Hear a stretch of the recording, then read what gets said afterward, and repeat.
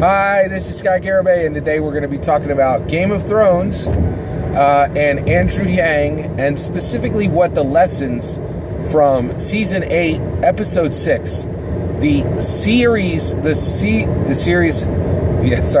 season finale of Game of Thrones, and also the series finale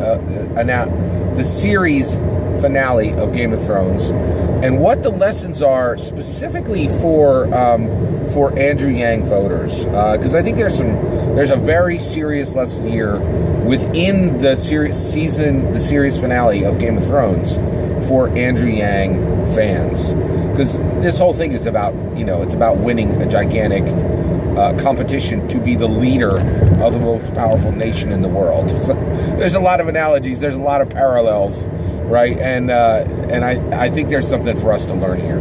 So let's go forward. So I won't bury the lead. I think the biggest before I go a step further, there are absolutely spoilers for series finale, Game of Thrones series finale in this content. All right. So what's this got to do with Yang, right? Andrew Yang. Well, one, Game of Thrones, this series finale is truly an incredible feat. It really is an absolutely staggering, amazing feat for television overall. Like these seasons were like $100 million a season, like well over $500 million, I think, maybe $750 million were spent total for Game of Thrones. As far as achieving a story being shot onto film like a movie, but it's on television, this is unprecedented. There's never been a series like this. There's never been a series with more time, attention, and detail that's been put onto television, and certainly not that has been fantasy focused. All right, but for us as political followers, right, as candidate supporters, we're just like everybody else in the Game of Thrones series, in that this is, we're right now in the middle of our own Game of Thrones. We are looking at an incredible competition to be the leader of the most powerful nation in the world. Just like Westeros was the most powerful nation in the world, America truly is the most powerful nation, the most wealthy and the most powerful nation in the world. It's not really a competition. We're light years ahead of anybody else, right? So, but what is the main lesson that Andrew Yang fans can take away from the series finale of Game of Thrones, right? Well, everybody, including me, thought that Jon Snow, going into Season 8, everybody thought it was going to be Jon Snow or Daenerys. And those were very safe bets. They made a lot of sense. And, if you were saying that, you were following, right? But the reality is, Bran became the winner of the Game of Thrones. Jon Snow was sent to be the Knight Commander on the Wall. He actually went beyond the Wall and turned into nothing, right? Like, Jon Snow was a non-starter, and Daenerys was killed by Jon Snow. And then Bran, this very unusual character who had really been on the sidelines for the entire series, had never really had almost any physical ability to harm anyone, but had this really unusual, super weird power called Warging. So Bran had this he became king. He was able to sit on the Iron Throne, right? Well, figuratively, because the Iron Throne had actually been melted, right? But he got the headship. He became the leader. He became the new king, right? What everyone else was fighting for, right? King of Westeros, right? And actually, I know the Northern Kingdom, Sansa becomes queen. So, but he became king of the all the collected territories. And there's one independent nation in the north with his sister, Queen Sansa, right? But it's King Bran. Bran wins, right? Now, get this. This is really important for Yang followers to understand, for Yang supporters, for people who champion Yang, right? We have a Bran. This is really, really important to understand.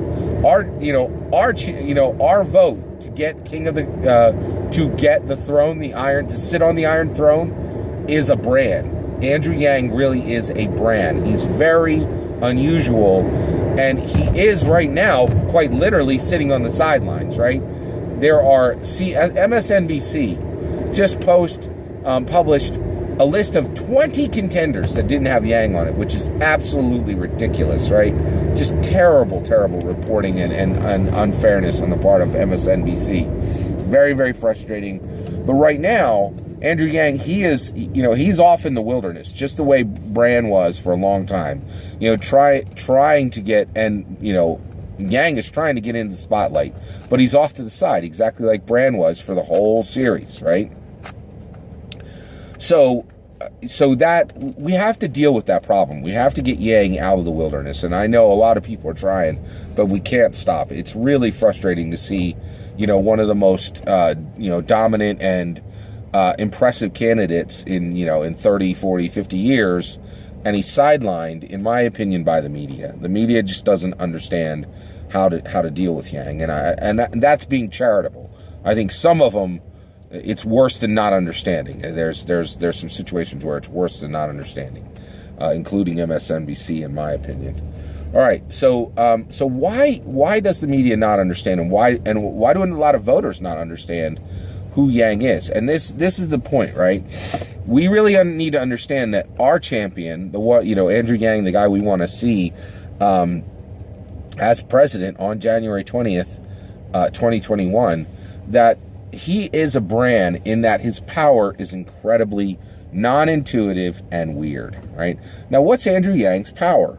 Well, it's UBI, right? And UBI is universal basic income. Broaden it out. You can call it the freedom dividend, right? Broaden it out for Andrew Yang. It's $1,000 a month for every living adult American, right? Between 18 and 65, generally, all right? And then broaden it out from there, right? So we understand all that, right?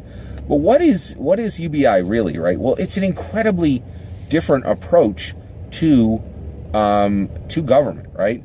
For a long time, governments had this huge pot of money, and then they dole it out with an eyedropper to different groups, and then and maybe sometimes they're doling it out with a bucket, right? but they're just splashing it, right? And I guess they really are doling out with buckets. There's a lot of money spent by the government in America. It's not an eyedropper, right? But they're taking this bucket, and they're like, okay, hey, we see you over here.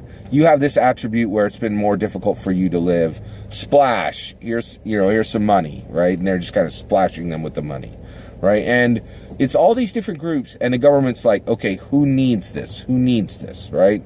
And sometimes it's the wealthy too. Splash, right?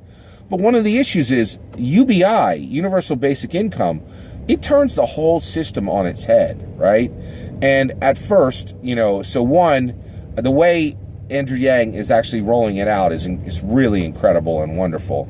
$1,000 a month, I totally agree with him. It's not enough for anybody to quit. Actually, I do think people will be able to quit working on $12,000 a month. The way they would do that is they would join up with other groups. So if you got 5 people and you got 60 grand coming in, you could use 20 or 30 of it just to have an apartment or whatever you need for those people, and then maybe people in groups can stop working. And I think there are going to be people who want to do that, right? Like I think we kind of need to acknowledge that, right? And at the fringes, I think this is only going to happen with a small number of people. I think we can definitely absorb that kind of, loss to labor. It's not going to happen in large numbers, in my opinion.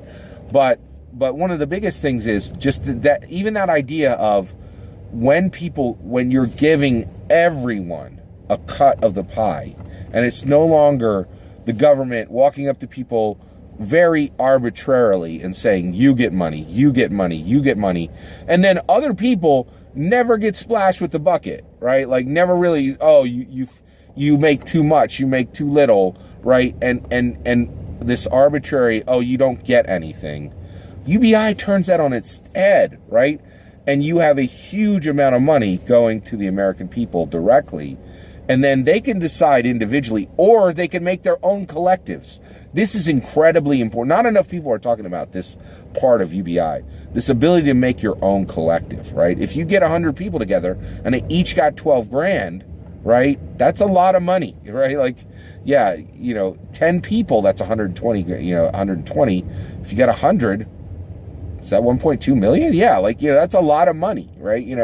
And you could do things with that money that previously you really couldn't have done this. So this is a huge change, right, from how government has traditionally distributed money. Now, how does that make Yang Bran? Well, Bran has this super weird, supernatural power called Warging, right? And Bran can take his consciousness, his body goes limp, and he kind of goes into a comatose state, and then Bran jumps into an animal. He can jump into like a bear, or he could jump into a bird, right? And this is incredible because, if he can jump into a bird, he can fly off and he can witness something, right? He can witness something that nobody expects that he knows, right? So he can have information that he doesn't know.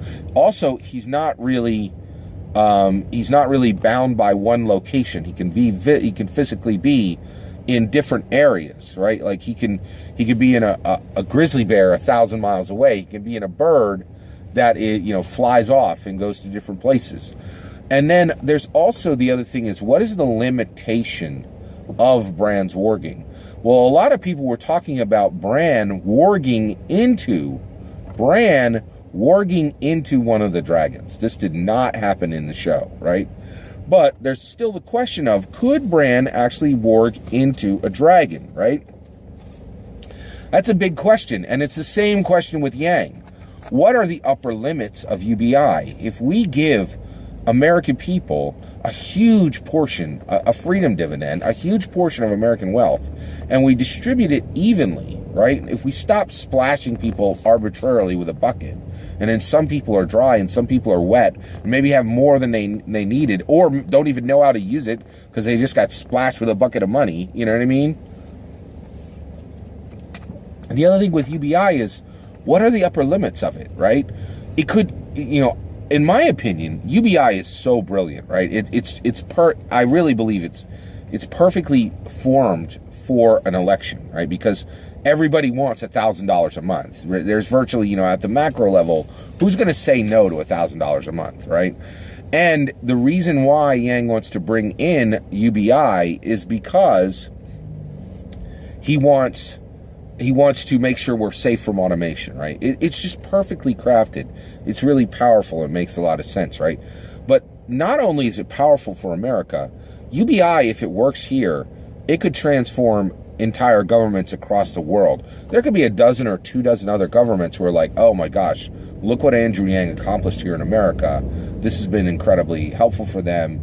Let's put it into our own nation. You could transform how other governments are actually.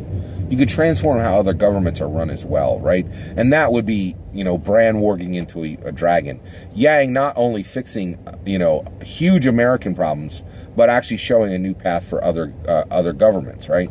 It's incredibly important and robust and rich, right? It's incredible, right? So you have all this going on, and it's pretty incredible. So now, why is it important that we understand that Yang is a Bran, right? Well, the reality is not many people at all expected Bran to be king, to win the Game of Thrones. People were saying Daenerys Khaleesi is going to win the Game of Thrones. And then people were saying, no, Jon Snow's going to win the Game of Thrones, right? And some people, if they weren't paying a whole lot of attention, but some people were saying Cersei was going to win the Game of Thrones, right? But the reality is almost no one was saying Bran is going to win the Game of Thrones, right? It was really, really rare. And you can go back and look. Almost nobody was predicting that, right? And that's the issue, is we have a really unusual, very non-intuitively powerful candidate, right? Somebody who's pushed off to the side for unfair reasons, right? But really has the skill and the provenance, right? The provenance to rule, right? And so, and we got to get him there. That's our job, right? And so, but the other thing is, we do need to acknowledge UBI is weird, man. It is weird. It is warging. It is a totally different approach. And not only do we not know the full ramifications of it, right? Can Yang warg into a dragon, right? Can he actually? Is UBI so powerful that it can fix America and fix many other nations in the world? Possibly.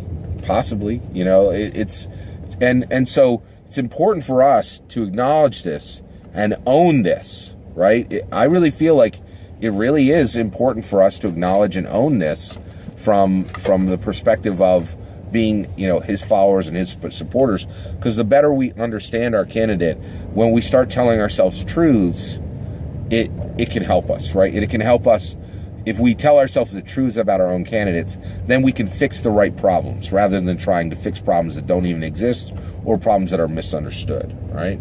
Now, I do want to speak a little bit about where do the other candidates fall in this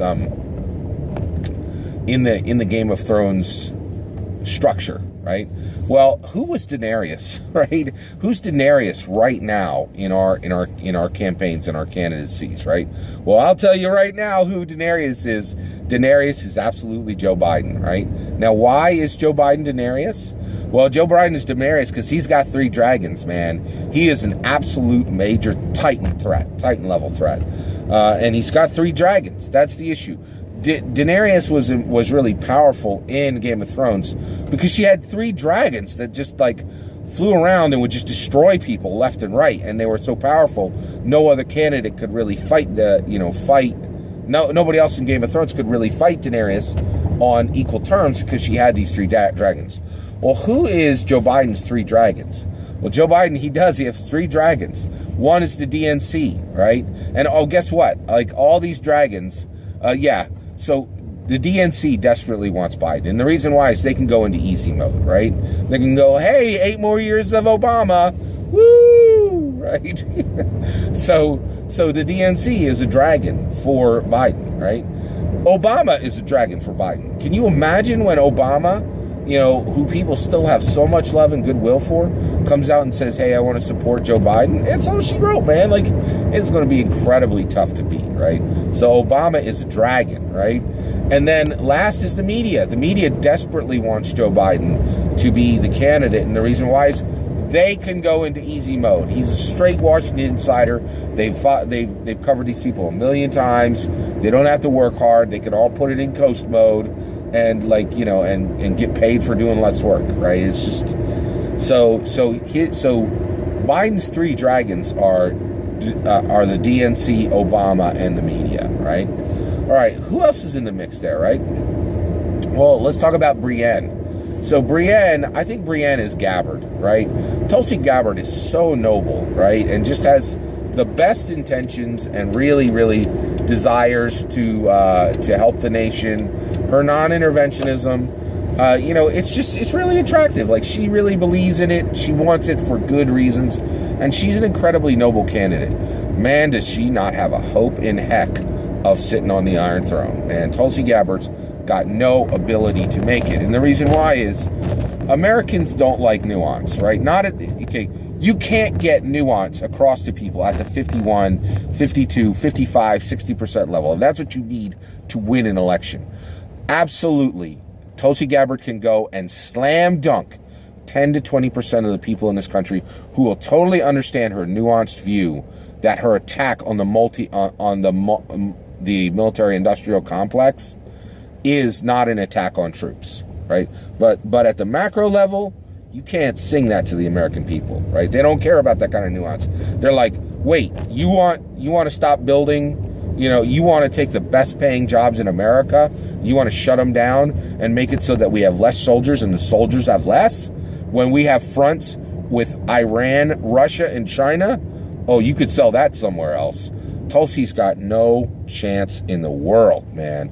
I can't believe that she's really even been considered to be a serious threat to anyone. She's not, right? Like that kind of nuance. Like, basically, she wants to shut down the military-industrial complex, right?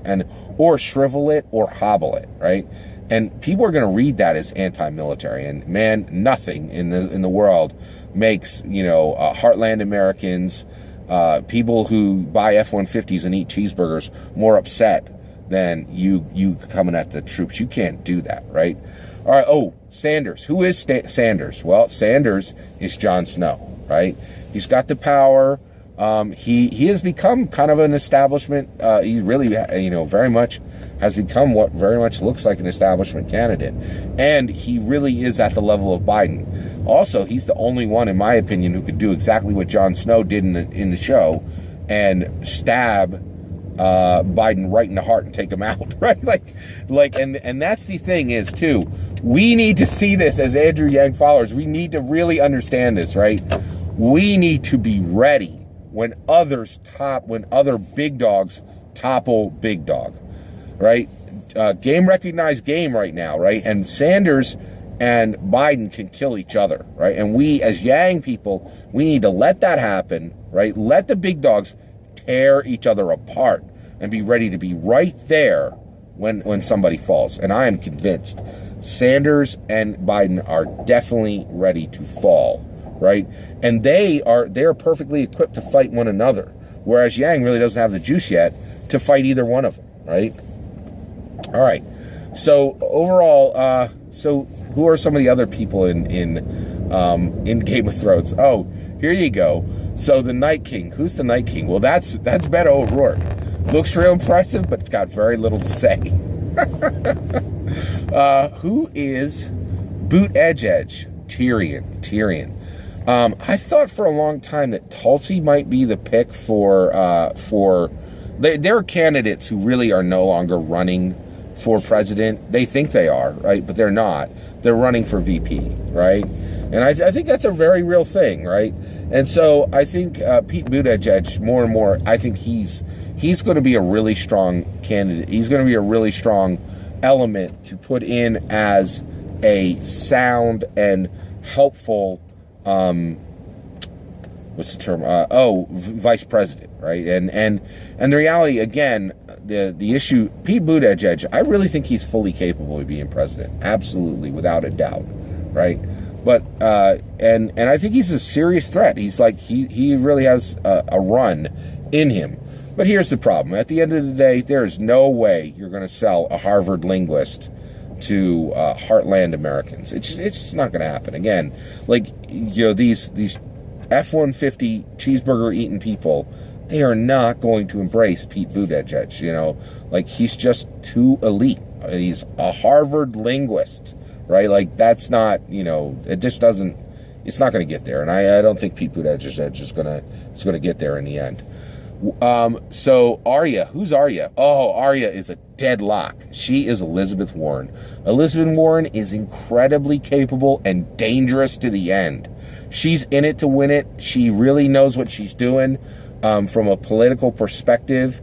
I think she's a real fighter and a real scrapper. Arya is Elizabeth Warren to the teeth, right? She's an exact match.